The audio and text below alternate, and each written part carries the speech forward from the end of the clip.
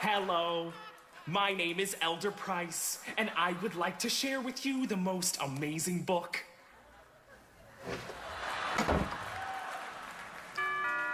Bonjour! Ça faisait longtemps que j'avais pas tourné ici. Hein. La dernière fois c'était pour la toute première vidéo des archives. Hein. C'était il y a 5 mois à peu près. Mais bon là nous en avons une nouvelle qui va débarquer pour le mois de juillet. Il y a un truc décevant je pense pour pas mal d'entre vous, c'est que je vais arrêter de faire les revisionnages parce que ça me casse les couilles au montage de devoir foutre des petits trucs de merde, ça me prend le temps. Et puis aussi j'en parle pas beaucoup, c'est très peu pour des films qui mériteraient très souvent plus de détails, vu que les revisionnages c'est quand même souvent des films que j'adore. Donc non, et puis il y aura pas de Astérix non plus, j'ai oublié d'en voir ce mois-ci. Et bon, c'est bon, je pas non plus 50 000 trucs à dire en intro. Alors autant que je commence, et c'est avec un James Bond que nous allons commencer, c'est Au service secret de Sa Majesté, de Peter R. Hunt. Et là c'est spécial vu que c'est le premier James Bond avec un autre acteur que Sean Connery. Et c'est George Lazenby, et c'est son seul James Bond à l'heure actuelle. Et pour toujours aussi, parce qu'il y a quand même très peu de chances qui retourne dans cette saga. Bon, je lui ai donné B-, donc nous avons devant nous peut-être le meilleur James Bond que j'ai regardé en tout cas. Il y a différentes raisons à cela. D'une part, une raison simple, je trouve que les scènes d'action sont beaucoup plus palpitantes que dans les films avec Sean Connery. Je pense à la scène avec le télésiège. La course-poursuite vers la fin, elle est aussi un peu sympa avec donc Blofeld, je ne sais plus, l'antagoniste, hein, qui a changé d'acteur lui aussi d'ailleurs, hein, et qui a moins de charisme je trouve. En plus c'est un peu incohérent, je vais essayer d'expliquer un peu plus tard. Il y a un certain côté comique aussi j'ai trouvé à la chose, parce que pour les besoins de son aventure, James Bond va devoir s'infiltrer. Oui, il s'infiltre, hein, c'est un espion là-bas, faut pas oublier. Dans une clinique de soins où il n'y a que des meufs. Donc là, le truc marrant, c'est que ça m'a un petit peu fait penser à un genre de jeu japonais harem. C'est pas vraiment une qualité ça, mais au moins ça m'a fait rire. Même si ça restait incroyablement beau, fait sexiste, hein, mais bon, ça c'est James Bond, hein, on y est habitué. La dernière chose à noter, c'est bien évidemment le fait que pour le coup, il choisit, pour de vrai, tout le délire du truc, ce sera James Bond qui voudra retrouver Blofeld pour se venger de ce qui s'est passé dans l'épisode d'avant, enfin pour l'arrêter tout simplement. Donc il devient vraiment protagoniste pour le coup, ce qui est quand même assez rare pour le souligner. Par contre avec Blofeld ça va amener des soucis dans la saga en termes de cohérence faciale. Parce que comme je l'ai dit, James Bond a changé d'acteur, mais les autres persos n'ont pas changé d'acteur. Donc M ou Moneypenny, j'en ai pas parlé d'ailleurs une seule fois dans les archives, alors qu'en vrai ce perso je le trouve assez drôle avec sa dynamique avec James Bond, même si ça reste très secondaire et pas vraiment utile. Hein. Bon bref, eux c'est toujours les mêmes acteurs, et même dans les films d'après ce sera les mêmes. Il n'y a pas de confirmation que ce soit un autre James Bond. Ce que je veux dire c'est qu'il y a une théorie célèbre qui dit que James Bond c'est un nom pour plusieurs espions. Il n'y a pas qu'un seul James Bond, il y en a des tas qui travaillent tous plus ou moins ensemble. C'est une théorie qui se vaut bien et puis qui montre bien le côté interchangeable du personnage et impersonnel aussi du coup. Mais là vu qu'ils ont absolument toujours la même dynamique et que personne ne remarque à changer de tête, ça fait bizarre un peu. Le seul moment où il remarque c'est pour faire une blague au début du film, mais c'est tout. Par contre la vraie incohérence là-dedans c'est le fait que Blofeld du coup ne reconnaît pas James Bond alors qu'ils se sont vus dans le film d'avant. C'est un souci d'adaptation ça en fait, parce qu'à la base le bouquin Au service secret de Sa Majesté était sorti avant On ne vit que deux fois. Et ils ont pas vraiment fait d'effort d'adaptation là-dedans parce que ça aurait été incohérent à tous les niveaux, mais ça rend le truc chelou, voilà. Ah et aussi Blofeld n'a plus sa cicatrice à l'œil, hein, ce qui est pour le coup vraiment dommageable, hein, ça lui donnait quand même un charisme. Mais bon, au moins il y a toujours le chat, c'est déjà mieux que rien. Et autre truc assez important à dire quand on parle de ce film, c'est que James Bond va se marier. Voilà, c'est intéressant. Je sais pas vraiment si on peut dire que c'est intéressant, mais en tout cas c'est ce qui se passe. Donc il a trouvé une meuf et il veut la garder, c'est bizarre ça. James a toujours été un coureur de jupons, du coup le voir se caser définitivement, ça rentre un peu le truc incohérent quoi. Et le personnage en soi de sa femme, donc Tracy je crois, il y a eu mieux mais il y a eu pire. Elle a déjà quand même une petite personnalité, c'est bien. Leur rencontre aussi, elle est un peu intéressante. C'est James Bond qui se baladait sur la plage et là il voit une femme, donc qui est Tracy, qui tente de se suicider en se jetant dans l'eau. Alors lui, contrairement à Jean-Baptiste Clamence, il va la sauver. Et voilà, c'est l'intrigue du foutoir. Sinon le reste de l'intrigue c'est très James Bond classique, donc c'est pas vraiment très... Il n'y a pas d'aspect scénaristique vraiment... Je vais me recadrer tiens.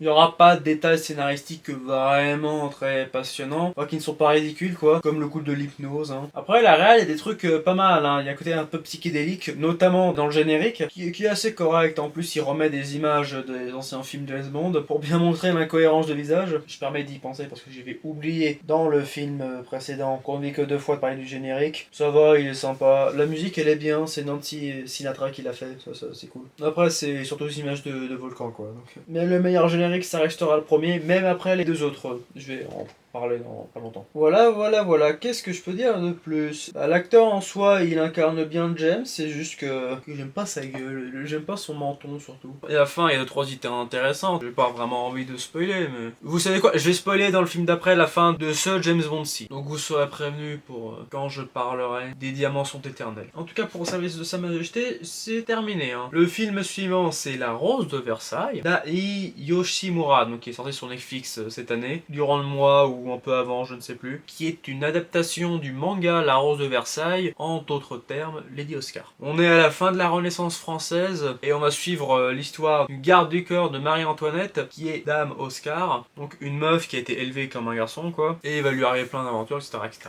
Donc voilà. Je lui ai mis D. Oui, il est pas ouf. Alors, il y a déjà eu une adaptation de La Rose de Versailles qui s'appelait simplement Lady Oscar, réalisée par Jacques Demy, qui était un film japonais réalisé par un Français avec que des Britanniques dans les rôles. Après, le film il était quand même assez bien et même plus moderne que celui-là. Enfin bon. Donc le problème qu'aura surtout cette adaptation, c'est tout simplement le fait que c'est résumé à mort. Tu sens qu'en fait, Lady Oscar, il y a pas mal d'intrigues, il y a beaucoup de personnages, et tout résumer ça en 1h50, ça a été compliqué de condenser. Et c'est fait d'une façon qui est quand même assez insupportable. Notamment, c'est résumé en musique de toutes les scènes, là.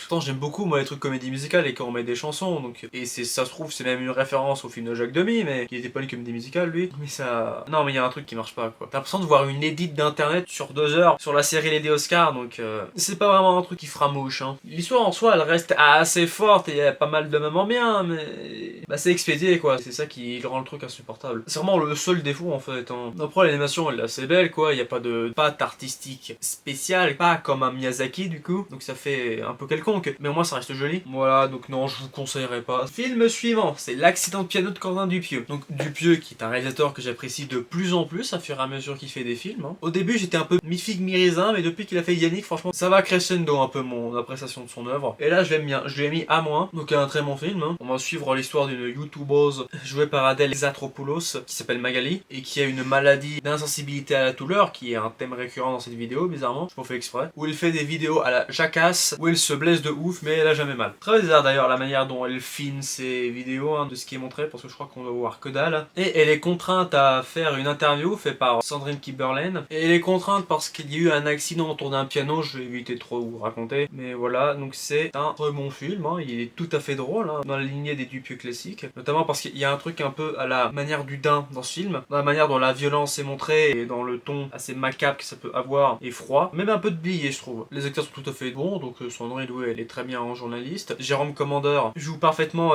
l'insistant, qui veut être sympathique, mais qui déteste sa patronne. Ouais, il le fait super. Karim Leclou aussi joue très bien le fan obsédé, même si je trouve que son rôle, enfin son personnage, son écriture, est pas la plus subtile, même si ça met des trucs assez glaçants qui marchent bien dans la critique que ça veut être. Il est pas très subtil le perso. Franchement, je pense qu'il aurait mieux fallu soit le virer, soit mieux l'écrire. Et puis surtout, celle qui brille vraiment là-dedans, c'est Adèle, qui est incroyable. Je pense que c'est peut-être même son meilleur rôle. Une parfaite création de personnage. Bon, bref, on savait déjà que c'était une actrice de génie qui fonctionnait à donf dans la comédie, notamment dans les autres Dupieux, parce qu'elle joue que des tarés. Mais là, je pense vraiment qu'elle a franchi un cap au-dessus. Non, vraiment, j'adore ce rôle, hein. Un truc qu'on a souvent reproché au film, j'ai vu dans pas mal de critiques, c'est le fait que c'est quand même un peu boomer, dans le sens où il va plus ou moins critiquer les nouveaux médias. Mais en fait, le truc, c'est que Dupieux, dans ce film, il les critique comme il critiquait le cinéma. Un peu de la même façon, je trouve. Ce qui fait que je pense pas que c'est spécialement boomer comme façon de faire, c'est juste qu'il a mis le même traitement qu'il met dans tous ses autres œuvres à ce média en particulier. Après, si on n'aime pas Dupieux, oui, je peux comprendre, mais voilà. Moi qui commence à l'apprécier. Non, franchement, son humour à la pince sans rire, là, je le trouve excellent. Maintenant, je le trouve vraiment drôle, donc c'est ça qui est un peu chiant. Moi, j'aurais bien aimé être le mec qui déteste Dupieux, qui aime pas les nouveaux trucs, mais non, je suis désolé, j'adore. Et j'ai quand même un peu hâte, mais même un peu peur de son prochain film. Apparemment, il veut le faire avec Eric et Ramsey, et la dernière fois que c'était ça a fait steak, et je détestais steak, mais n'empêche, j'ai quand même un peu envie de voir ce que ça va donner. Il montre bien le côté glauque que la sérénité peut apporter, ça reste bien. Et bien sûr, c'est toujours lié quelque part avec l'action de filmer, que ce soit dans l'accident de piano, dans le Dain, dans Réalité. Je trouve qu'il a continué cette espèce de critique qu'il a envers l'art, qui pourrait être très résumé, c'est genre que l'art c'est vraiment quelque chose de magnifique, mais que c'est fait par des trous du cul. Bon là c'est un peu moins le côté magnifique, mais franchement, moi je conseille de voir, c'est un must de cette année, je trouve. Et cette année, nous avons aussi eu d'autres trucs qui sont des must, mais pas français, norvégiens pour être précis. Le pays où les gens ils ont un haut avec des barres. Et pas qu'un seul film, une trilogie entière. Ça s'appelle la trilogie d'Oslo, vu que l'action du film se passe à Oslo.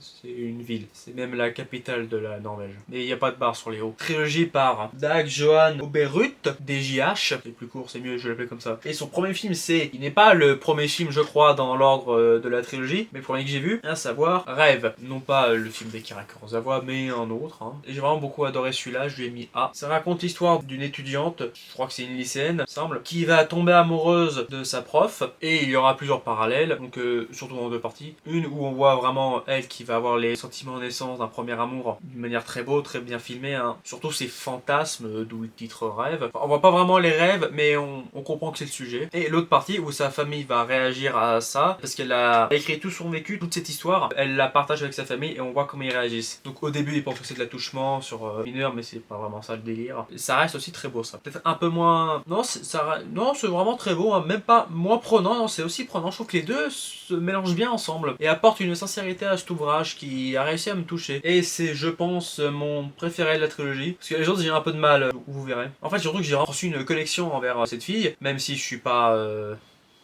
je suis pas Gwyn. Dans cette histoire de premier amour, elle tombe amoureuse de sa prof aussi. Et bon, ça c'est pour moi-même. Et ça se finit sur une conclusion qui est vraiment très touchante là aussi. Sincèrement, j'ai vraiment beaucoup adoré ce film. Hein. C'est surtout un film à ambiance, donc si vous n'arrivez pas à être captivé par la manière dont ça va être raconté, filmé, vous allez vous emmerder. Et j'en ai pas parlé, mais les actrices, vu que c'est quand même plus des meufs qui jouent là-dedans, sont toutes très bien, notamment celle qui fait la lycéenne qui s'appelle Ella Overby. Là, il y a bien un tiret sur le haut. Et pour le reste de la trilogie, je vais en parler, vous inquiétez pas, mais pas tout de suite. Hein. On a d'autres films. Et autre film que j'ai vraiment adoré pour le coup, qui est le meilleur du mois, il me semble, je peux pas me souvenir qu'il y en ait d'autres, c'est L'œuf de l'ange. Alors là, quitte à parler de film d'ambiance, ça va être un film d'ambiance, hein. De Mamoru Oshii. Vous le connaissez probablement pour être le créateur, je crois, si c'est pas juste le réal, de Ghost in the Shell, le film à la Blade Runner japonais, que j'ai pas vu d'ailleurs, le fantôme dans le ventre, mais de ce que j'ai compris, c'est assez incompréhensible. Ce qui est exactement le cas de ce film-là, que j'ai mis S. Ouais, vraiment, j'ai surkiffé. Ça raconte l'histoire, assez confuse, hein. Donc on est dans le futur, ou pas, ça peut être une sorte d'Uchronie un peu chelou. Dans un monde plutôt post-apocalyptique, on va dire, où l'humanité a globalement été visiblement décimée, il y a quasiment plus personne à part des espèces de fantômes, il y a un peu de fantastique aussi. Et on va suivre une petite fille qui a un œuf, un gros œuf, hein. Et elle se balade avec tout le temps. L'œuf contient, si j'ai bien compris les images, une espèce de oiseau. Et durant son voyage, elle va rencontrer un seul mec, et ça va être son gardien. En fait, il va la suivre, ils vont un peu discuter, mais c'est compliqué. C'est clairement un film à images plus qu'un scénario. Il parle pas beaucoup. Je crois que les premiers dialogues sont au bout de 10 minutes, comme Le Bon, la Brute et le Truand. Hein. Mais là, le film est court, hein, il dure 1h10. Hein. C'est la définition d'un film court. Et donc, durant leur voyage à tous les deux, ils vont être en proie à pas mal d'images métaphoriques, psychédéliques, poétiques, qui ont su me toucher. Surtout ça, c'est des images qui peuvent me toucher, avec une myriade d'interprétations qui permettent d'en faire un film personnel en soi. Pour tout le monde. Parce qu'on aura forcément une vision différente et on pourra en discuter avec d'autres gens, ça peut amener des débats pour la compréhension du film, c'est quand même pas mal. Moi j'aime bien les trucs comme ça qui te font un peu voyager de la tête avec d'autres gens, hein. C'est pour ça que j'aime beaucoup les films de Tarkovsky par exemple, où là c'en est clairement un, mais en animation, et puis j'adore l'animation aussi, et le Japon. Il y a des tas de trucs que j'aime dans ce film quoi. Après les plus grosses références sera surtout des trucs bibliques, hein, on va pas se mentir, parce que bah, c'est un ange déjà. T'as tout un passage où on va citer l'Arche de Noé, qui est un élément assez important du film, je vais pas spoiler mais voilà. Et puis en soi, le mec qu'elle va rencontrer, la petite fille, est clairement une ref à JC, Jésus-Christ hein, pour ceux qui connaissent pas, parce qu'il se balade constamment avec un outil très bizarre qui est en forme de croix et qu'il a des trous aux mains, un peu comme un autre perso d'Undertale, mais là c'est clairement plus une référence au crucifixion de Jésus, qui est d'ailleurs un peu anachronique, ou je sais pas vraiment comment on pourrait dire, mais incohérent, parce qu'en fait dans la vraie vie, même s'il est tout le temps représenté comme ça, JC il se serait pas pris des clous là. Non, c'est pas ici qu'on les clouait les mains sur les croix. Plutôt par là. Ça fait encore plus mal. Genre par exemple, dans la dernière tentation du Christ de Scorsese, et bah les clous c'est ici. Hein. Mais bon, c'est surtout métaphorique, hein, donc ça fonctionne très bien pour ce que c'est. Mais c'est pas parce que c'est métaphorique que ça m'a empêché de faire des blagues de merde.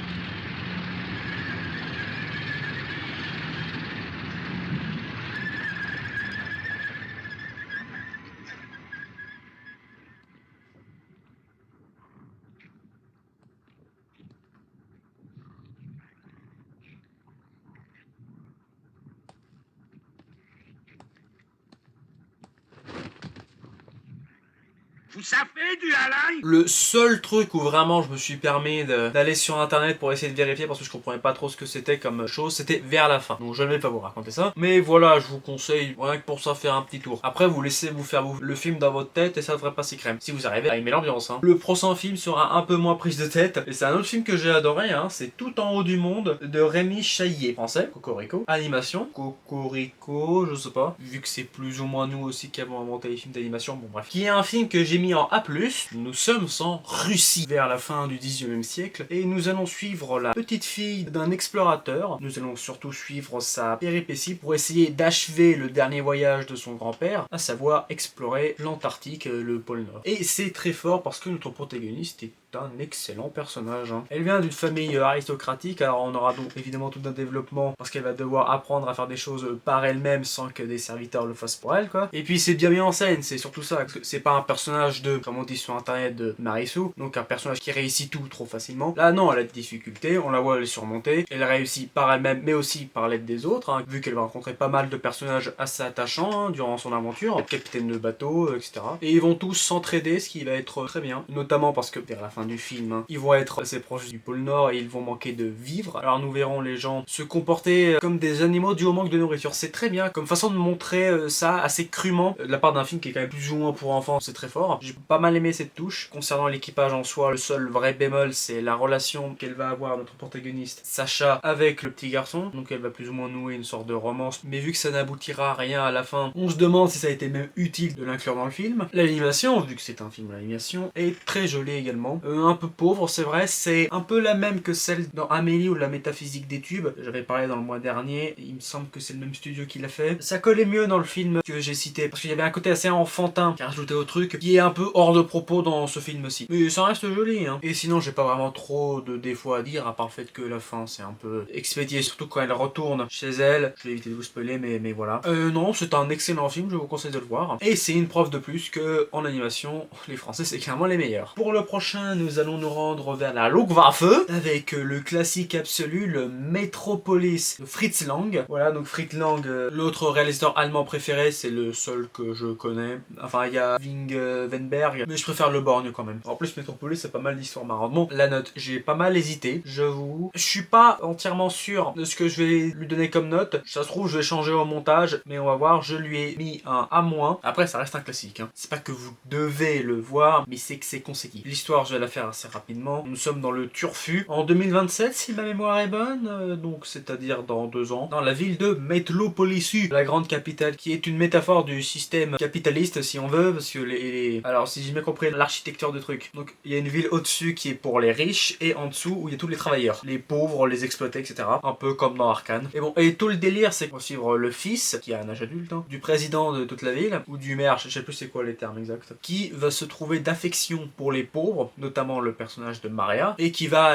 faire une lutte des classes, hein, si on veut. Bon, la réalisation est impeccable, hein, clairement, le film il date des années 20, 27 pour être précis, et c'est franchement génialissime. Ça a beau être muet, on arrive quand même à être pris dans l'action, ça c'est un truc que Lang fait très souvent, notamment dans mon préféré, c'est Dr Mabuse, et puis même quand le parlant est arrivé, il gère sa race, hein. Là où Hitchcock, lui, il a pas mal galéré au commencement. Mais non, lui c'est direct, aime le maudit, allez hop, comme ça. Créativité visuelle aussi, qui est de mise, hein, dans tous les décors futuristes de cette ville, qui aura, bon, évidemment inspiré absolument tous les autres films de SF après. Et en termes d'histoire aussi, il y a d'autres éléments qui vont arriver qui sont vraiment pas mal. Notamment autour du professeur, je sais pas s'il a un nom, je sais plus, scientifique qui est ami avec le président, qui va construire un robot qui est la copie conforme de Maria. Parce que cette Maria, c'est plus ou moins la leaduse des pauvres qui cherche à faire une révolution marxiste. Et voilà. Donc là, c'est une métaphore assez intéressante. Hein. Donc on a des riches propriétaires qui cherchent à objectifier une femme. C'est métaphoriquement, j'aime bien. Hein. Ça a été vraiment pas mal écrit par Thea von Arboux. J'en parlerai un petit peu. Et en fait, tout le délire de cette histoire de robot, c'est que le scientifique qui l'a construit, il est contre le propriétaire. Il veut se venger de lui. Et donc en gros, on aura affaire à quand même 2 antagonistes différents. Ce qui est pas mal, hein. Ça solidifie les intrigues du film. Intrigues qui a quelques défauts certes, mais qui sont plus dus au temps. Parce que le film est très vieux, hein. Il a presque 100 ans. Hein. Donc du coup, il y a pas mal d'images qui ont été soit perdues, des scènes entières qui ont été perdues. Donc vraiment pour la compréhension de l'histoire, c'est quand même pas fou. Ou endommagées, ce qui fait qu'il y a quand même des décalages un peu spécial. Entre les images qu'on peut restaurer bien comme il faut et celles un peu inachevées. Et ça peut ajouter au charme du film. Et les acteurs, on va en parler quelques secondes, c'est donc des acteurs du muet, c'est-à-dire qu'ils en font des caisses quasiment tout le temps. Mais bon, ça collait avec l'époque et il faut savoir s'y habituer, c'est tout. Et apparemment, ils ont été castés à la manière sauvage, en gros, parce qu'il y en a pas mal qui n'étaient pas acteurs de base, notamment donc la meuf qui joue Maria, qui doit jouer deux rôles en soi, vu qu'elle doit faire Maria et son clone, et elle a réussi très bien à les différencier, notamment parce que le clone est, comment dire ça, assez chaude. Je vous laisserai regarder le film pour comprendre. Mais je pense que ça doit jouer aussi sur ce côté critique du patriarcat et de la bourgeoisie, parce qu'on va sexualiser une femme, enfin bon bref, il y a tout un tas de trucs très intéressants qui est probablement pas voulu dans le film, mais que moi j'ai vu, donc je suis assez content. Le vrai truc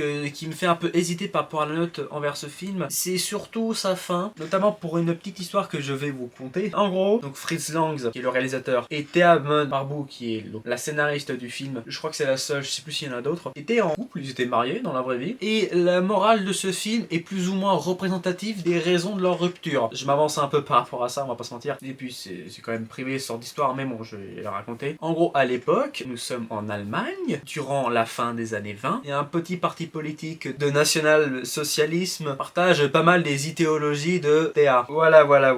Là où Fritz Lang, lui, il est contre ce genre d'idéologie, et ça se remarque dans la morale du film, où même Fritz Lang aura avoué qu'il est pas en accord du tout. Et donc, cette différence d'opinion là-dessus est plus ou moins la raison de leur rupture. Évidemment, c'est très bête de limiter ça à une raison comme ça, c'est un méli-mélo de choses diverses et variées, notamment Fritz Lang avait trompé sa femme, je crois, mais après, franchement, il avait une putain d'excuse. Bah, sa femme était nazie. Hein. Bah, je veux dire, c'est quoi le pire pour vous, tromper sa meuf ou être nazi? Et puis là, pareil, ce serait un peu bête de dire que Fritz Lang était anti-nazi, sachant qu'il a quand même pas mal hésité avant de se barrer d'Allemagne dû à la montée du Troisième Reich, mais au final, il a quand même quitté. Et aussi Thea qui a apparemment fait sa Schindler, vu qu'elle a aidé pas mal de juifs à fuir le pays. Donc voilà, c'est une histoire quand même assez complexe et je vais pas la résumer en 2 minutes dans une vidéo YouTube de con, et que moi, je vais quand même essayer un peu de parler du cinéma. Donc la morale de Metropolis, pourquoi elle a autant divisé le couple et même l'équipe du film en soi, vu qu'il y en a pas mal qui sont barrés à cause de ça, c'est parce que globalement elle est centriste. En gros, à la fin, je vais me permettre de spoiler, mais c'est un classique, hein, donc voyez-le dans tous les cas. Le riche propriétaire, qui est donc le père du protagoniste, se réconcilie avec les pauvres, hein, si on veut, la classe basse, la classe populaire, et donc il n'y a pas vraiment de lutte des classes à proprement parler. C'est vraiment genre un peu le pays des bisounours, quoi. Genre tout le monde est gentil, tout le monde il est content, voilà, il n'y a aucun problème. Le riche aura toujours des privilèges par rapport aux pauvres, et il les exploitera toujours autant, mais peut-être un petit peu moins. Il n'y a pas de lutte des classes, c'est vraiment le centrisme à son paroxysme. C'est le gag dans OSS.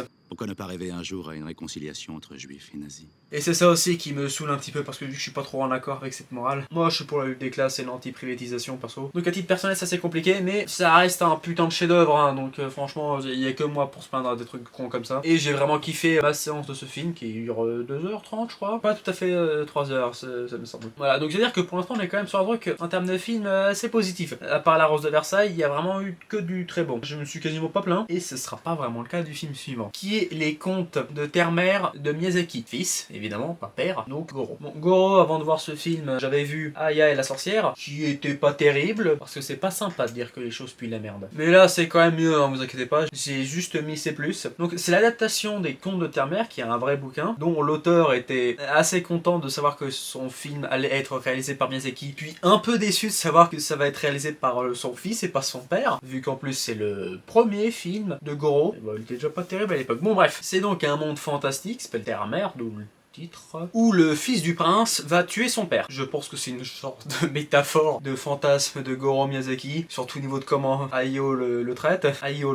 Ouais, parce que Goro a pas mal de daddy issues, comme on dit en anglais. Ça se voit un peu avec son film suivant d'ailleurs, bon bref. Et ce prince va être en exil et va rencontrer Épervier, ça me semble, un magicien, un truc comme ça. Et c'est le meilleur perso du film, et c'est ce qui fait que je l'aime beaucoup, enfin plus ou moins. Et parce que sinon, le reste c'est quand même assez mal exploité. Notamment l'univers est mal développé, je pense, que dans les livres, vu que je sais qu'il y en a beaucoup, ont dû développer un univers assez riche, et le film a essayé de le retranscrire, mais vu qu'il a pas la durée, ça fait un peu exposition dans pas mal d'éléments, ce qui est considéré comme un défaut, parce que je veux dire, des œuvres comme Le Seigneur des Anneaux, qui a un putain d'univers gigantesque, réussissent très bien à l'amener sans ça. Bon, ça c'est dommage. Et le reste du film était quand même pas mal chelou aussi, hein. C'est pas exceptionnel quoi comme ça. En tout cas, le film là, hein, je pense que les bouquins doivent être tout à fait bien. Je les ai pas lus, hein, je me permettrai pas de juger. Ouais, sinon c'est assez osé. L'héroïne la seconde héroïne que va rencontrer notre prince et qui va tomber amoureux, est assez attachante, j'ai trouvé. Chez Ghibli, ils réussissent très bien à faire les persos féminins, ça c'est un truc qu'on peut leur reconnaître, même si en vrai il y a des trucs un peu incohérents par rapport à la révélation de fin. Ça je me permets pas de spoiler, même des films que je trouve un peu moyens. Et parce qu'il est pas catastrophe non plus, c'est juste qu'il est pas très captivant, surtout avec son protagoniste qui est un plot. Je pense que c'est un genre de plot, vu qu'il fait quasiment rien. Non, je suis mauvaise langue, il fait des trucs quoi, il a des décisions, c'est pas non plus James Bond. Mais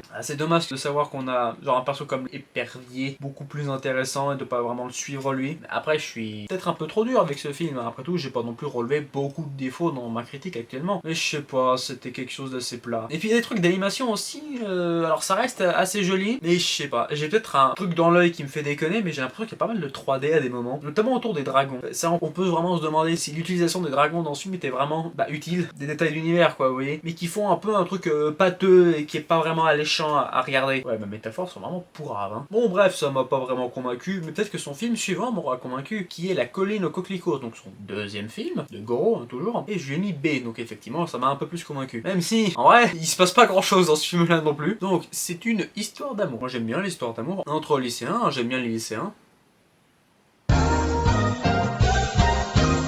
Voilà, qui est assez mignonne, mais... comment dire? En gros, l'histoire avance bien, les persos avancent bien, c'est pas vraiment marquant, mais c'est bien. C'est un peu feel good, et pour peu que vous appréciez ce genre d'histoire, il y a moyen d'être vraiment touché. C'est juste que le film va soulever une problématique à un moment. Est-ce que je spoil ou pas? Ah...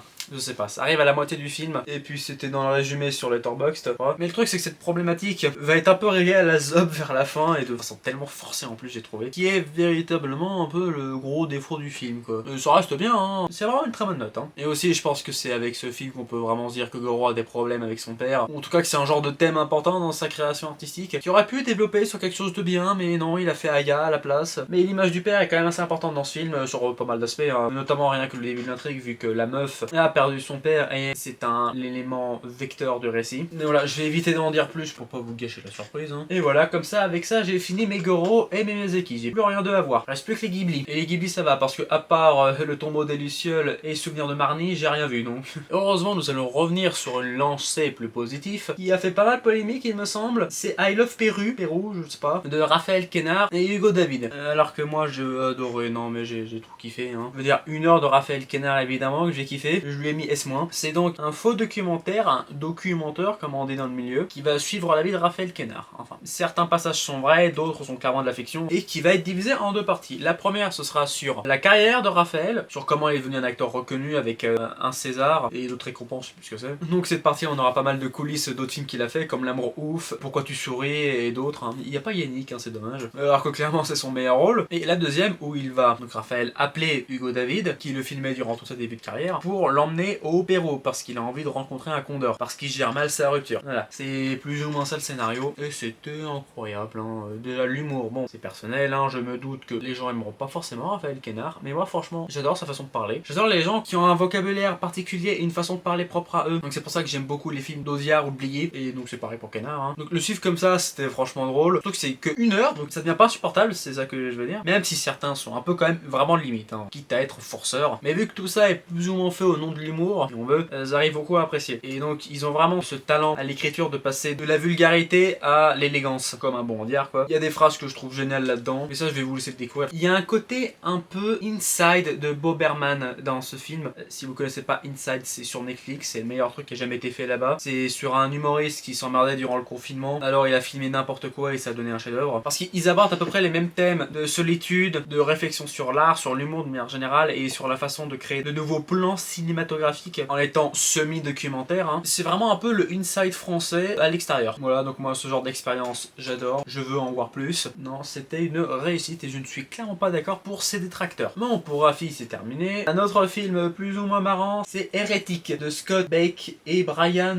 Woods. Quel drôle de nom. Il y en a un qui s'appelle Boakou. Alors Hérétique, ça raconte l'histoire de Mormons. Donc oui, quelque part dans le monde, une personne qui n'est pas Trey Parker ou Matt Stone a écrit un truc sur des Mormons, c'est assez dingue pour le souligner. idée. D'ailleurs, South Park et les Mormons, c'est tellement devenu une idée analogue qu'ils en font une référence dans le film, c'était assez marrant. Bref, c'est deux Mormons qui vont faire leur témoin de Jéhovah en demandant à une personne de bien vouloir rejoindre leur religion en gros. Et cette tierce personne est jouée par Hugh Grant qui va les séquestrer et les forcer à jouer à un jeu pour tester leur foi. Donc oui, c'est un film d'horreur. Je lui ai mis à moi hein, parce que c'est un très bon film d'horreur. Hein. J'ai vraiment énormément apprécié. L'idée des épreuves que va leur faire traverser le personnage de Hugh Grant est très bien pensé, j'ai trouvé, sur pas mal de réflexions autour de la religion justement, qui était très fort, notamment ce parallèle avec Monopoly qui était parmi les meilleurs moments du film. L'attention fonctionne bien parce que nos acteurs sont vraiment superbes, donc Hugh Grant est parfait antagoniste, même s'il n'est pas aussi délectable que dans Paddington 2. Et Sophie Thatcher et Chloé Est, qui elle a fait quoi, Fableman, je savais pas, étaient vraiment très bien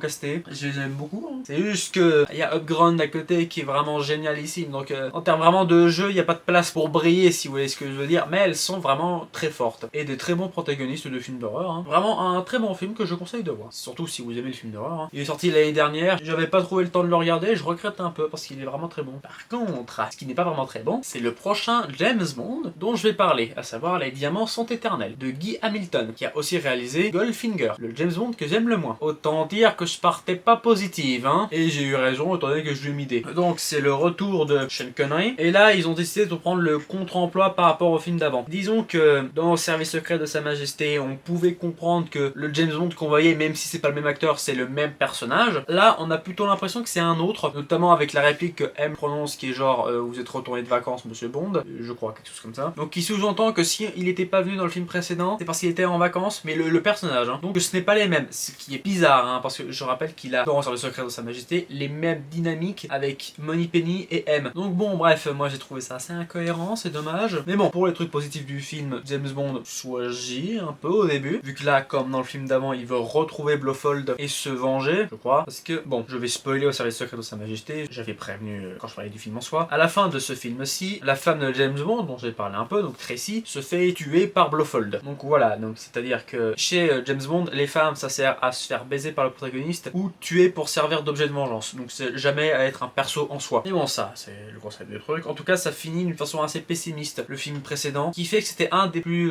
dark à sa sortie. Ce qui est pas mal. Et là, donc James Bond ne parle jamais de sa femme ou du fait qu'il a été marié avant. Il parle jamais du fait qu'il veut tuer Blofeld parce qu'il a tué sa femme non plus. Donc ça fait encore vraiment incohérent, je trouve. Le film veut probablement sous-entendre la théorie dont j'ai parlé avant, que comme quoi James Bond c'est en soi un non remplaçable entre plusieurs espions, un peu comme 007 hein, finalement. Bon, maintenant le film en soi. Bon, donc comme je l'ai dit, James Bond veut au départ se débarrasser de Blofeld, qui a encore changé d'acteur lui aussi. Il n'est pas revenu à l'acteur précédent, il est revenu à un autre qui a encore moins de charisme. On est donc un downgrade personnage, je trouve. Hein. Je sais pas qui c'est qui va le faire après, mais j'espère qu'il aura un peu plus de prestance. Et d'ailleurs, il est même plus chaud. Hein. Il s'est fait une perruque entre deux films, je sais pas. Et là, James Bond va essayer d'arrêter un trafic de diamants, parce que visiblement, ça rentre dans les prérogatives d'une agence secrète gouvernementale comme le MI6. Je sais pas. Enfin bon, le scénario est toujours oubliable comme d'habitude, avec juste des effets de diamants, notamment dans le générique. Passé, quoi, ça va. Là, les génériques, ils sont devenus un peu interchangeables, quoi. Il n'y a pas de choses vraiment qui les différencient à part la musique et des effets stylistiques pas super bien faits. Donc voilà, les diamants sont éternels, il y a des diamants. Dans On vit que deux fois, il y a des trucs japonais. Dans Opération Tonnerre, on est dans la flotte. Et encore ça a changé pas mal d'éléments du coup. Et puis évidemment, ça objectifie toujours le corps de la femme. Mais bon, ça c'est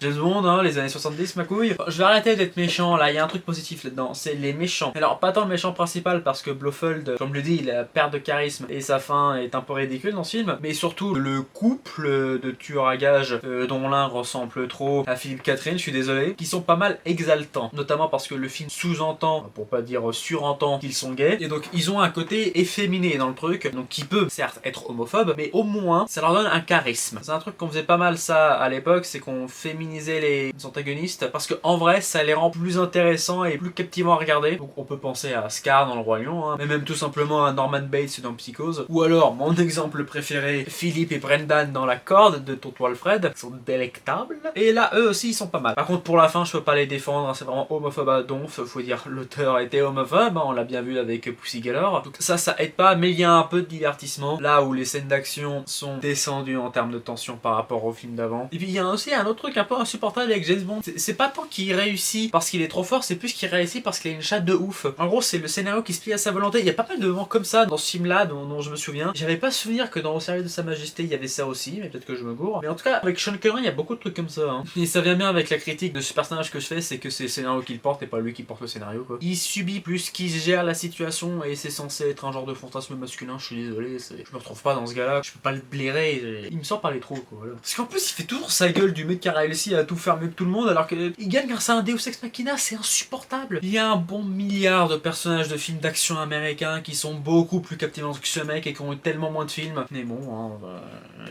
c'est la vie, hein, on peut pas toujours avoir ce qu'on veut. Et aussi, hein, quitte à parler de sexisme, il y a la James Bond Girl qui est pas mal dans ce niveau-là, vu que le perso est quand même vraiment débile et vraiment limité à être la boniche, et en plus James Bond l'insulte. Vraiment, c'est le pompon. Bon, moi j'ai terminé avec conneries, mais un truc plutôt marrant, c'est que je vais essayer de donner la moyenne des films avec conneries, ça, on va voir ce que c'est. Qui est littéralement des plus. Bon, bah, finalement, c'était pas aussi marrant que ce que j'aurais cru. Bon, en tout cas, James Bond pour l'instant c'est fini, on en reparlera dans quelques instants. Mais là, nous allons surtout devoir discuter autour des Bad Guys de Pierre Perifel, qui est en français d'ailleurs. Hein. Mais bon, les Bad Guys, c'est DreamWorks qui l'a fait, une société assez connue d'animation, qui a fait Kung Fu Panda si vous connaissez pas. Là, pour le coup, c'est B, donc c'est un bon film. C'est globalement Shrek en moins bien. Pourquoi? Parce que ça reprend une idée de perso décrit généralement comme négatif, méchant, etc. Dans Shrek, c'était un ogre, hein, référence au conte. Hein. Et là, c'est en l'occurrence un loup, un serpent, une araignée, un requin, un piranha, voilà c'est ça. Donc ils sont trois animaux généralement associés aux antagonistes dans les films, et qui là dans le film sont grimés comme des braqueurs de banque. Dans une mise en scène à la Tarantino au début d'ailleurs, je trouvais ça un peu marrant. Et tout le délire du reste du film, ce sera de montrer que ces persos sont plus intéressants que juste être les méchants, comme dans Shrek. Hein. Et comme je dis, c'est Shrek en moins bien, parce que du coup, pour quelques raisons assez simples, d'une part l'univers est très bizarre, visuellement parlant je veux dire. Donc, en gros globalement c'est genre notre monde normal avec que des humains, et il y a 2-3 êtres anthropomorphes, donc hormis ceux que j'ai déjà cités, nous avons également le cochon d'Inde, rien à voir avec les films japonais, et une renarde, hein. Ça c'est pour les furies je pense. Je sais que c'est pour faire comme dans les Fables de La Fontaine, donc ces animaux qui ne sont pas vraiment des animaux mais plus des représentations d'animaux pour genre glorifier certains de leurs traits en gros, un peu à la manière de BoJack Horseman, mais à la différence avec la série sur la dépression qui a quand même essayé de garder une logique par rapport à tout ce bordel d'animaux anthropomorphes et de personnes humaines, là c'est plus comme...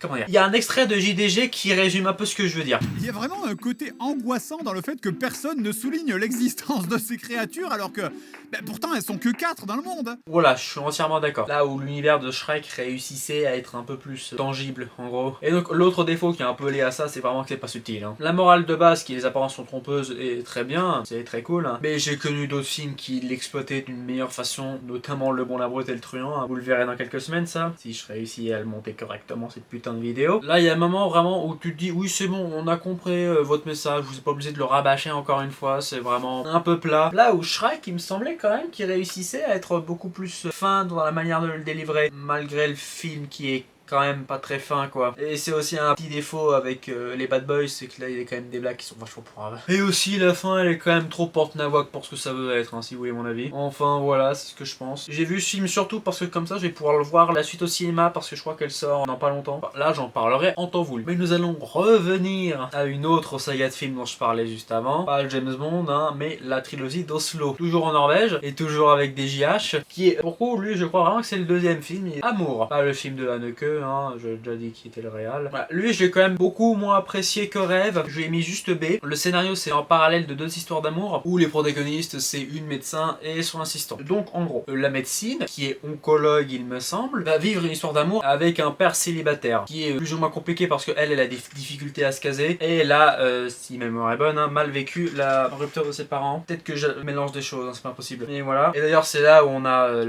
la scène de l'affiche, hein, si je me suis pas gouré normalement. Elle lui met une main au cul, donc c'est marrant. Mais bon. Et elle lui a pas demandé son consentement, quoi. Donc c'est quand même un peu une agression sexuelle, hein, madame. Et l'autre, où c'est son assistant, qui est Patrick Devers, ça ne peut pas être quelqu'un d'autre. C'est forcément Patrick Devers. Qui lui va draguer un vieux patient, mais pas un des siens, hein, juste il est dans la même clinique, quoi. Qui s'est fait retirer la prostate et il le drague parce qu'ils se sont rencontrés avant. Parce que Patrick Devers décide de draguer dans un ferry. Je trouve ça spécial, perso, hein, de dépenser de l'argent pour aller dans un ferry pour draguer des gens. Chacun ses week-ends. Et voilà. Bizarrement, je me suis plus retrouvé dans l'histoire des deux homosexuels que dans celle de la dame, parce que j'ai trouvé un peu chiante la sienne en fait. J'ai pas mal dormi à des moments, c'était pas un truc que je fais généralement. Enfin, c'est pas que j'ai dormi, c'est que je pensais à autre chose, donc elle m'a pas trop captivé. Là ou l'autre, franchement, moi j'étais plus. C'est pour ça que c'est que B, parce que si la moitié du film est chiante, je vais pas forcément beaucoup apprécier. Mais ça allait, la mise en scène était toujours élégante, elle fait un peu plus ozu là, si je puis me permettre. Et moi je suis pas très ozu, donc c'est peut-être pour ça que je l'ai moins apprécié en fait. Parce que ça a une cohérence avec le troisième film, bon j'en parlerai un peu après. Mais sinon ça reste bien, et je pense qu'il y a moyen que vous autres êtres humains puissiez apprécié, mieux apprécié que moi ce film. Voilà qui conclut pour ce film aussi. Et l'autre, c'est être un peu plus marrant. C'est The Monkey Does Good Per King, qui a fait un film avec Nicolas Cage avant. Et là, le film en soi, je lui ai mis juste D. Donc oui, c'est toujours pas dingue. C'est à la tête de Stephen King. Et ça raconte l'histoire de deux frères jumeaux qui trouvent un singe mécanique qui fait de la musique si on tourne une clé. Et qui a la capacité de, lorsqu'on tourne cette fameuse clé et qu'on l'active, de tuer quelqu'un d'une façon gore et à la destination finale en gros, par des accidents. Et le film va être divisé en deux parties aussi, un peu à la manière de ça, si on veut. Parce que la première, ce sera juste les deux jumeaux enfants qui trouvent ce singe et qui l'activent un peu et qui fait des catastrophes, etc. Et la deuxième, c'est des années plus tard, après qu'ils s'en soient débarrassés, la machine refait surface, les Morgors reviennent et ils vont essayer de l'arrêter. Alors que l'un, qui est clairement le protagoniste, a un fils et va être tiraillé entre sa responsabilité vis-à-vis du singe et de son fils,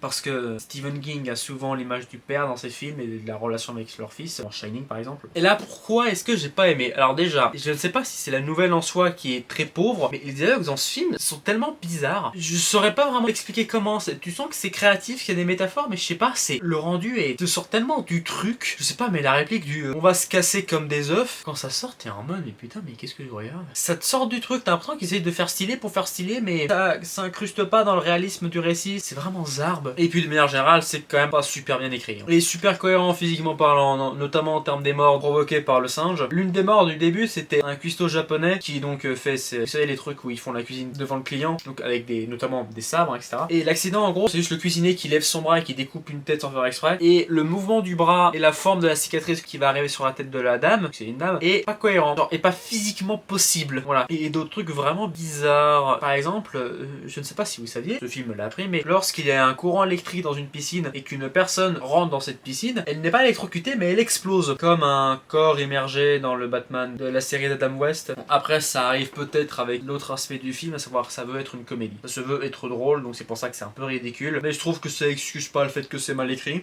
Notamment vers la fin, j'en parlerai pas, mais c'est... Tu sens que c'est forcé, quoi. En fait, c'est un peu le même coup que Martha dans Batman vs Superman, mais en encore plus con. Je vous laisserai découvrir ça. Le comique lié au gore est souvent très compliqué à faire, parce que c'est de l'humour noir, et l'humour noir, c'est délicat. La frontière est fine entre un truc vraiment marrant et bienvenu, et du mauvais goût. Et les films Terrifier sont l'exemple de ça, parce que je trouve que c'est très souvent du mauvais goût. Même si ces films ont quand même une qualité, faut le reconnaître, c'est le perso de Art, le clown, qui rend pas mal le truc assez cocasse et bien fait, parce qu'il est muet. Mais je suis pas là pour parler de Terrifier de toute façon. The Monkey, lui, il est vraiment assez plat comme film d'horreur. Les mises en scène sont pas créatifs aussi, parce qu'on en voit très peu finalement, et puis ça se limite à exploser des gens, quoi. J'ai connu mieux. Exploser de toutes sortes, genre une meuf se prend une balle de fusil dans la tête et c'est son corps entier qui explose. Pas que la tête, tout le corps. Alors je sais, c'est une créature magique, ça a pas vraiment à être scientifiquement prouvé, mais il y a un niveau c'est trop ridicule pour que je puisse le croire, quoi. Et puis la scène de fin où des lycéennes se font décapiter par un bus est beaucoup plus marrante quand c'est l'intro d'un film fait par Solution. Voilà, c'est tout ce que je voulais dire. Cela dit, je veux quand même un petit peu saluer la performance de l'acteur Theo James qui joue deux rôles dans ce même film. C'est jamais évident et là il le fait vraiment très bien. Il les différencie pas mal les deux, j'ai bien apprécié. Et en VF aussi, parce que je l'ai vu en français. Vraiment très cool, c'est dommage que le film soit aussi pathétique. Et bon, franchement, je vois pas que des films pathétiques, je vois aussi des trucs bien dans ma vie. Et notamment de notre maître à tous, qui m'inspire tous les jours et que je suis tellement content de pouvoir parler dans une de ses vidéos avec le film Chien enragé d'Akira Kurosawa. Il est très vieux celui-là, c'était 48-49, quelque chose comme ça. C'est-à-dire que c'est avant les 7 samouraïs et je lui ai mis B+.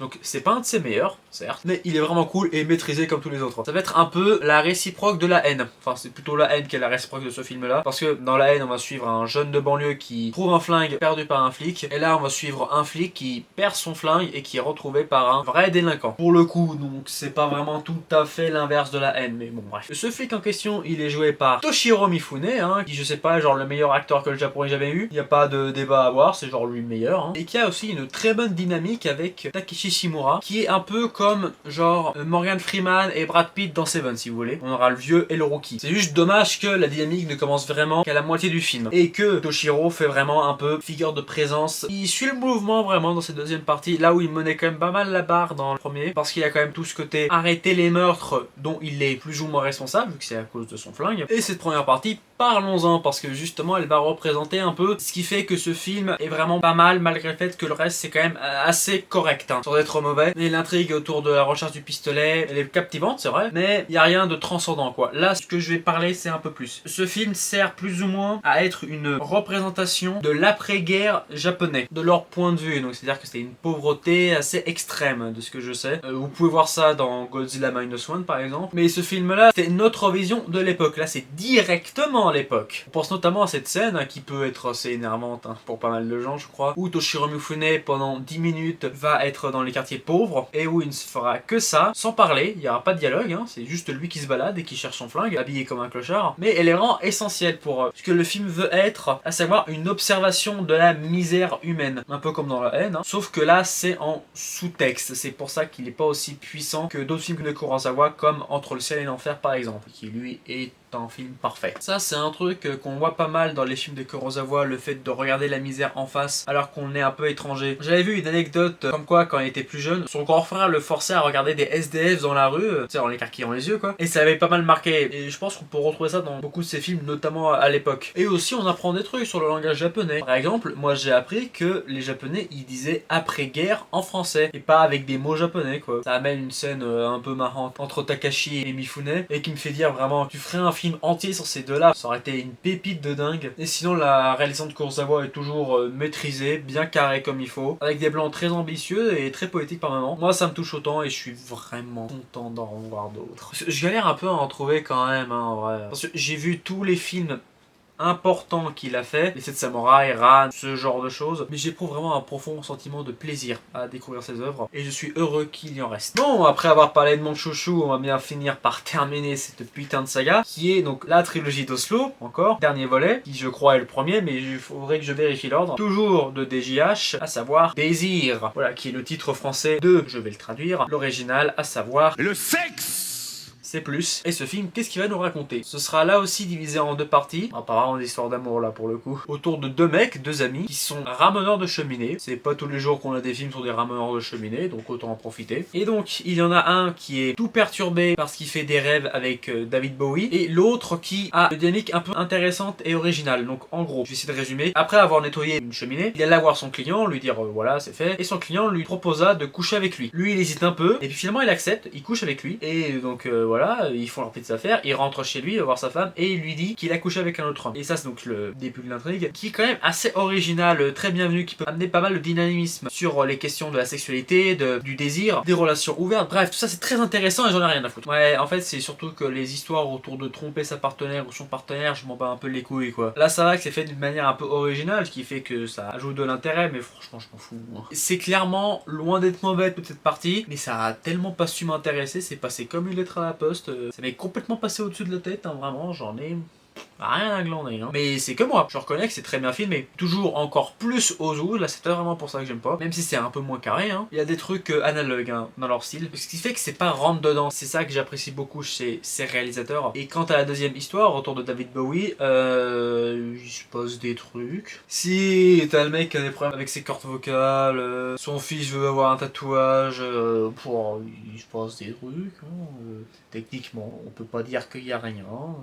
Voilà, il y a des choses qui arrivent. Donc bon, mon intérêt pour cette histoire est encore moindre, même par rapport à l'autre. C'est pour ça que la note est assez basse. Ça c'est que moi, hein. Franchement, si vous arrivez à plus être pris dedans, tant mieux, tant mieux. Donc bon, comme j'ai plus ou moins dit ce que je pensais de ce film, autant que je passe au bilan de la trilogie. Donc globalement, on peut dire que chaque film a plus ou moins deux intrigues séparées, dont la moitié m'a plu, et l'autre m'a désintéressé. Alors c'est quand même une trilogie assez moyenne. En tout cas, sa note globale, elle tend vers B, ce qui montre que c'est une bonne trilogie, une très bonne idée d'avoir fait ça, mais elle n'a pas réussi à m'atteindre personnellement. Je trouve qu'il y a un peu des aspects dans ses manières détachées et sa réalisation, et dans son côté personnage éparse mais qui sont tous plus ou moins liés, me rappelle pas mal la trilogie des trois couleurs, faite par Christopher Kieshowski, qui est une trilogie que j'adore à titre personnel. Hein. Voilà, donc moi je mettrais les trois couleurs en moins bien et c'est cool. Avec des gays, c'était quand même pas mal autour de ces thèmes-là, et c'est bien d'avoir des histoires autour de ces thèmes-là qui sont pas rentre dedans, quitte à être mal écrits. Hein, comment dire. Disons que les films en font pas des caisses sur le fait que ça parle d'homosexuels, quoi. Notamment parce qu'il me semble qu'il y a pas mal de gens de la communauté queer qui ont participé à la création de ça. Je sais pas si Réal il en fait partie en soi ou pas. Mais c'est bien que le thème soit traité d'une manière neutre, on va dire. C'est-à-dire que c'est pas genre qu'on va glorifier ça, on va encore moins le châtier, heureusement. C'est vraiment juste, il le banalise en fait, c'est ça qui est bien. Et le banaliser, surtout dans notre époque, c'est ce qui se fait de mieux autour de ça. C'est franchement réussi, hein. Je conseille à voir. Hein. Et le film suivant, c'est le Superman de James Gunn. Bon, James Gunn, c'est un auteur et un réalisateur que j'apprécie. Voilà, il a fait des trucs bien dans sa vie.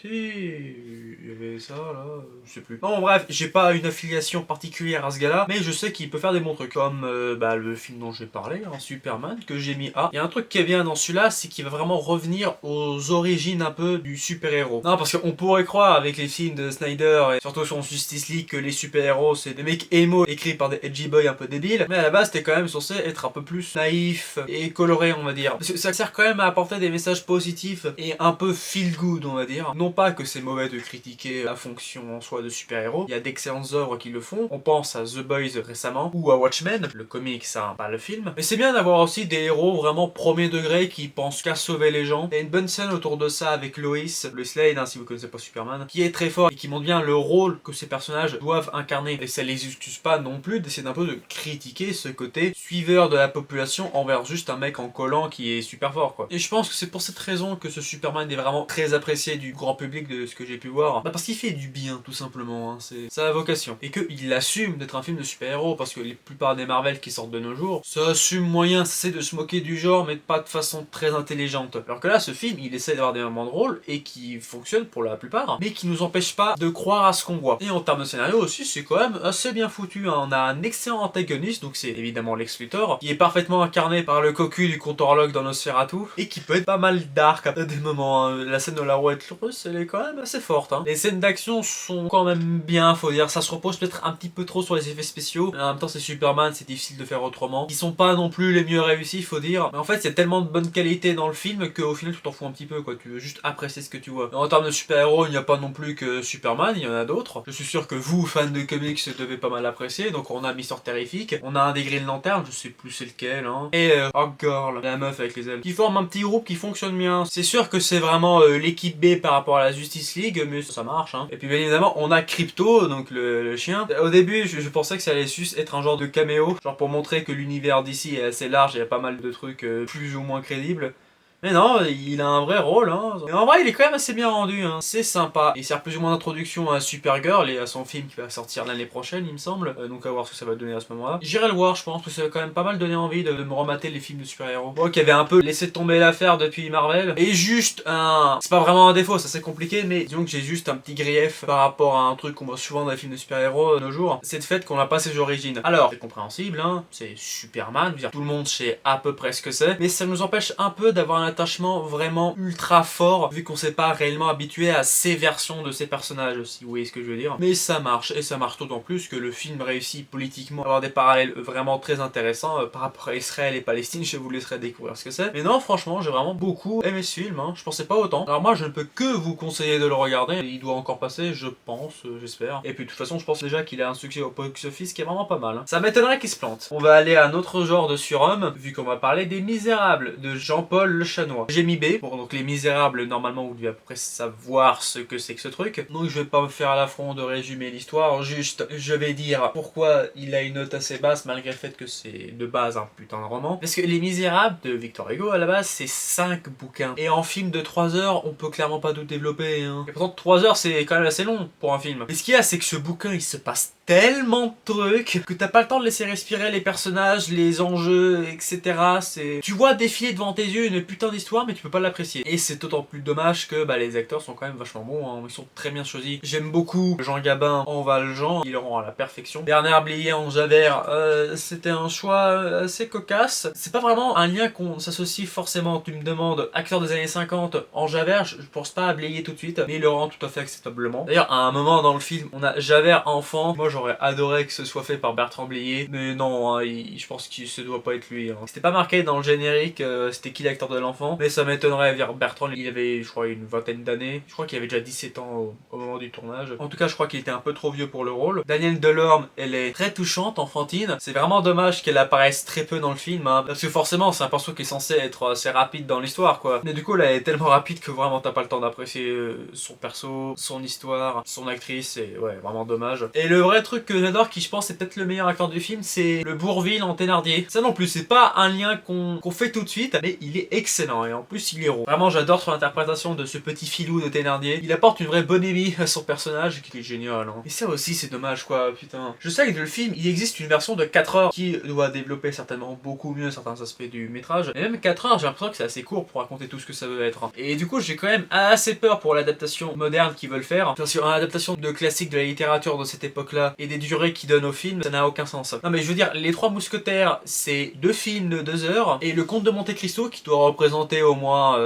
allez, 3 fois Les Trois Mousquetaires, c'est un seul film de 3 heures. T'as vraiment l'impression qu'ils ont tiré un dessin pour choisir les durées. Et il y a aussi dans le film un autre truc qui est assez insupportable, c'est le narrateur. Donc un narrateur en voix off qui, il me semble, reprend directement le texte écrit par Hugo. Et très naze parce qu'il parle à des moments où on aurait compris sans texte, quoi. Donc il fait superflu. Ça fonctionne dans un roman parce qu'un roman c'est fait avec des mots, mais un film c'est fait avec des images. Et les images, normalement, il n'y a pas de texte dessus. Du coup, t'as juste envie de le dire ferme ta gueule pendant les moments d'hésitation notamment. Le seul moment où il apparaît pas, c'est durant le suicide de Javert, ce qui pourrait du coup être considéré comme la meilleure scène vu qu'il parasite pas. Au moins la voix est bien choisie. C'est Jean Topard qui est un excellent comédien, j'adore sa voix, l'entendre parler, etc. Il fait le narrateur dans Les Mystérieuses Cités d'Or, si vous connaissez, et c'est la voix française de Salieri dans Amadeus aussi. Puis en termes de défauts, ça reprend ceux du livre, parce que oui, Les Misérables ont des défauts. Il y en a vraiment 2 que je peux citer. L'afflux de coïncidences, c'est quand même assez insupportable. T'as l'impression que peu importe où Jean Valjean va se déplacer, il y aura forcément Thénardier et Javert qui seront à côté. Et même à Paris, qui est quand même vachement grand, ils vont forcément tout le temps se croiser. C'est vraiment pas crédible, je trouve. Et l'autre défaut qui est peut-être un peu plus important, c'est le personnage de Cosette, qui tu vois que c'est une pierre angulaire de l'intrigue et qui est là comme un manche à balai. Il y a vraiment rien de palpitant là-dessus, hein. Perso a pas d'état d'âme, il a pas de personnalité vraiment, il a rien. En fait, c'est même pas un personnage, quoi, c'est vraiment un outil scénaristique. On l'aurait rendu attachant, ça aurait été beaucoup mieux, je trouve. Et un dernier truc que j'ai pas cité en termes d'acteur, c'était Enjolras, qui est joué par Serge Reggiani, qui est vraiment délicieux là-dedans, hein. Et franchement, c'est dommage qu'on le voit pas plus, hein. Moi, j'aurais adoré. Bon, pour Victor Hugo, ça c'est fait. Ouais, merde. Bon, on va revenir sur James Bond avec Vivre et Laisser Mourir de Guy Hamilton, qui est décidément parti pour faire les pires, hein. Alors lui, je lui ai mis D. Donc nous avons un nouveau changement d'acteur. Cette fois, c'est Roger Moore, le James Bond, son premier du coup. Et là, il se casse même plus le cul à essayer de trouver une continuité par rapport au film d'avant. Non, ils ont laissé tomber l'affaire. Donc c'est probablement un seigneur du temps. Bon, donc l'intrigue. Alors il va où déjà ce connard? Il va dans la Nouvelle-Orléans, d'accord. Ouais. Où il va essayer d'arrêter un trafic de drogue fait par le gangster Monsieur Big. Donc oui, James Bond travaille ses stupes maintenant. Et ouais, sinon l'histoire est pas dingos. il y a rien comme d'habitude, quoi. Très oubliable. James Bond, il traite toujours les femmes comme de la merde et c'est censé être séduisant ou drôle, je sais pas. Moi je trouve ça lourd. Et là en plus il est encore plus connard, quoi. Non mais le mec il utilise les croyances d'une meuf pour pouvoir la baiser, quoi. C'est quand même c'est pas très halal. Et en termes d'action, est-ce que c'était palpitant? Ouais, je me souviens surtout de la scène avec les crocodiles qui se termine par une course poursuite en jet ski qui est assez insupportable parce que je sais pas pourquoi ils ont voulu mettre des flics avec. Je pense que c'est pour rajouter de l'enjeu. Sincèrement ça apporte rien, c'est quand même un peu gênant parce qu'ils sont pas mal racistes. Ah oui d'ailleurs ça, il y a quand même un certain fond de racisme là-dedans et de colonialisme qui est pas mal insupportable. Donc ça va surtout jouer autour du fait que tous les persos noirs dans ce film sont soit méchants, soit complètement cons. Notamment la première meuf que va se taper James Bond dans ce film. Oui, parce que c'est toujours bien de mélanger son racisme avec du sexisme. Il y a qu'un seul noir qui est pas vraiment montré comme méchant ou débile, mais il est tellement transparent. En fait, on dirait un peu l'excuse du genre, je suis pas raciste, j'ai un ami noir. Voilà, donc ils ont mis un noir qui est pas un gros cliché, donc du coup c'est bon. On peut pas être considéré comme une œuvre raciste, même si tout le reste du film prouve le contraire. Mais bon, ça me fatigue un peu. En termes de méchant, donc Monsieur Big, c'est un genre de méchant de Scooby-Doo, parce que globalement, il va se déguiser en Baron Samedi. Enfin, c'est pas lui qui se déguise vraiment, mais il va faire croire qu'il y a Baron Samedi sur l'île avec des cérémonies, pour pouvoir lui faire ses petites magouilles en cachette. Donc oui, je trouve vraiment que ça ressemble au scénario d'un épisode de Scooby-Doo. Mais Scooby-Doo, c'est censé être comique.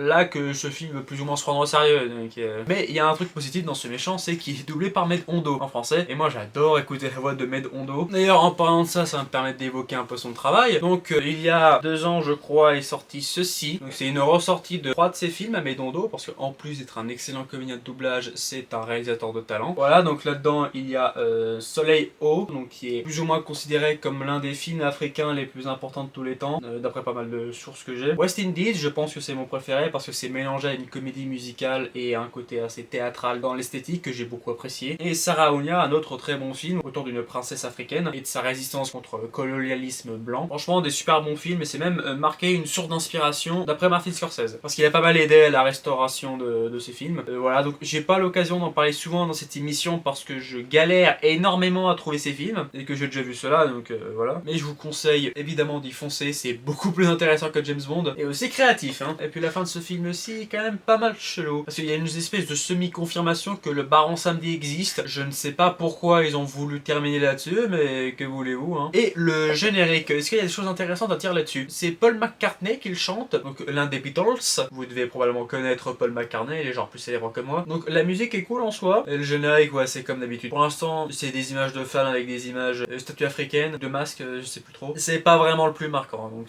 jusqu'à présent, c'est toujours le premier le meilleur, en termes de générique, hein. Enfin, voilà, j'ai terminé pour ce James Bond aussi. Il n'y en a plus aujourd'hui, et je parlerai des suivants un autre jour. Cela dit, il nous reste des films tout de même à observer, et c'est Novocaine de Dan Baer et Robert Olsen. Donc du coup, Novocaine, ça raconte l'histoire d'un mec qui est atteint d'une insensibilité à la douleur, donc comme dans l'accident de piano, hein, donc un genre de mini-thème dans cet épisode. Il travaille dans une banque et un jour, il y a un braquage, et les braqueurs prennent sa petite copine en otage. Alors lui, il va essayer de la sauver, et ce sera l'excuse pour faire un film d'action que j'ai mis en B, parce qu'il est très cool, les scènes sont très sympas, ça joue bien sur le côté, notre personnage est insensible à la douleur, alors on lui fait avoir toutes les merdes possibles, on lui brise les os, on lui fout des tatanes dans la gueule, des trucs assez marrants. C'est bien fait, mais faut dire ce qui est, c'est pas non plus les scènes d'action les plus palpitantes au monde, hein. Ça ne vaut pas Mad Max, certainement pas. Et puis l'histoire, elle est convenue, hein. C'est vraiment la demoiselle en détresse, quoi, hein. Par 2-3 scènes qui montrent que le perso est un peu plus développé que ça, mais ça reste limite, hein. Non, c'est vraiment juste un film d'action sympa avec un concept un peu original, qui le met en valeur, hein, et qui permet de l'élever un peu de la masse. Et aussi son interprète principal, hein, donc Jack Cade, je crois que c'est comme ça que ça se prononce, qu'on a vu dans The Boys, hein, et qui joue vraiment bien ce type de perso un peu simple, qui est embarqué dans une histoire qui le dépasse en quelque sorte, avec de la violence à tout va. Non mais franchement c'est très cool. Pour passer un bon 1h40, c'est tout à fait acceptable. Moi je conseille. Après le film suivant il va être un poil plus politique. C'est Hiroshima de Hideo Sekizawa, qui est un mec qui a réalisé des trucs, je suppose. Hiroshima, ça va évidemment revenir sur les conséquences de la bombe atomique qui est tombée dessus, que ce soit durant le largage en soi ou des années plus tard. Je vais lui mettre sa note, c'était B là aussi. Le truc de ce film, c'est que la moitié est vraiment excellente et l'autre, elle est un peu mal branlée. Je vais résumer la structure narrative. Au début, nous sommes dans les années 50, bien après l'explosion, où on va suivre un prof un peu sceptique vis-à-vis des conséquences réelles de la radiation, jusqu'à que une de ses élèves tombe malade, avec la fameuse maladie atomique. Et là, il va y croire. Donc ça, c'est le début. C'était un peu chiant et inutile, je trouve, vu que ce sera jamais repris vers la fin. Et à partir de ce moment-là, on aura un gros flashback qui va nous résumer tout Hiroshima. Donc la scène de l'explosion en soi, qui est vraiment génialissime, je trouve. C'est un genre de moment calme, t'as juste les persos qui regardent le ciel parce qu'il y a un avion qui passe, évidemment. Et tu as l'explosion, donc qui est montrée en plein de scènes coupées très courtes. Donc t'as juste des chevaux qui tombent, des immeubles qui se détruisent, des gens qui tombent à la renverse, jusqu'à l'explosion totale du champignon atomique. Très bien pensé en termes de montage. On aura directement les survivants de l'instant même qui vont pas comprendre ce qui se passe et vont essayer de survivre dans les décombres. Ça c'est très fort. Tout ça, ça va continuer hein, jusqu'à ce qu'on retourne à l'époque moderne, enfin moderne du film, où on va suivre justement l'un des survivants qu'on nous a présenté durant la scène de flashback, qui était enfant à l'époque d'Hiroshima et qui maintenant est devenu un adolescent et qui galère un peu à refaire sa vie. Il essayera de vendre des squelettes de la catastrophe et le film se conclura sur un message de paix anti-guerre qui est très fort, mais qui manque parce que du coup toute la partie sur Hiroshima est tellement grande que cette dernière partie n'a pas le temps de s'exploiter bien comme il faut. Ce qui est dommage, hein. On aurait pu notamment sauter tout le début, encore mieux développer cette partie-là, même si le début il est pas non plus totalement inutile, hein, parce qu'on va retrouver le prof dont j'ai parlé dans la dernière partie, mais franchement on aurait pu mieux gérer tout ça, mieux gérer sa durée, on aurait pu mieux gérer sa structure je trouve, et c'est ce qui fait que le film tombe malheureusement dans la catégorie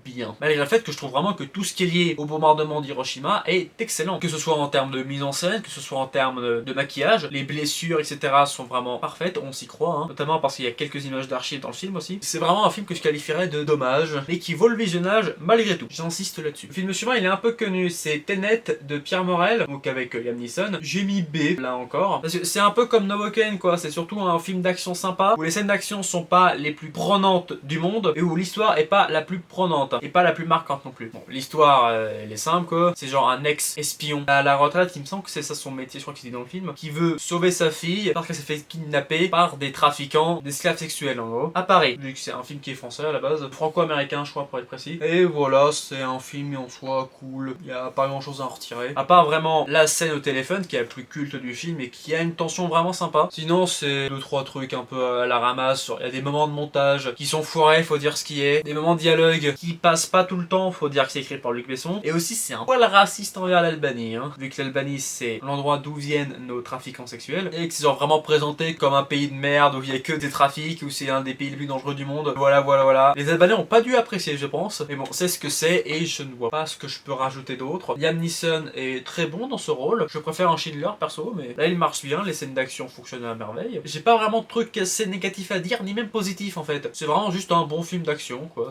Ça marche bien. C'est juste que comme tous les films d'action américains, le début met pas mal de temps à se déclencher. Il y a ça aussi dans Novocaine, j'ai oublié d'en parler, mais ouais. Mais bon, faut bien introduire les persos pour que le reste du film soit plus efficace. Et sinon, il y a des suites, hein, donc je sais pas si je les verrai un jour, parce que apparemment c'est vraiment de la merde. Mais à tester, je pense. Je verrai ça, mais pas tout de suite. Et enfin, il nous reste un dernier film à traiter. Et là, ça va être compliqué. C'est The Strangers de Naong Jing. Je crois que j'ai bien prononcé, j'espère. Qui est sud-coréen. Et j'ai mis B encore une fois. Donc, Les Étrangers, qu'est-ce que ça raconte? C'est un film d'horreur. Nous allons suivre un flic, principalement, qui va essayer de comprendre l'affaire de meurtre qui se trame en ce moment et qui devient de plus en plus surnaturel au fur et à mesure que le film se déroule. Alors bon, le B, je vais faire simple, hein, globalement, le film il est très bien filmé, il est très bien monté, il est très bien mis en scène, les scènes d'horreur sont très cool, l'ambiance est très cool, c'est juste que vraiment j'ai pas compris. Au bout d'un moment, j'ai pas compris, je suis désolé. Tout leur délire de fantômes, de possession démoniaque là, c'est trop perché pour moi, je pense. Après, il y a des fulgurances, hein. J'aime bien la scène du chaman, qui déchance pas mal de trucs à la Exorciste, parce que il y a un truc du même style, parce que la fille du flic se fait posséder par le démon, donc ils veulent l'exorciser, etc.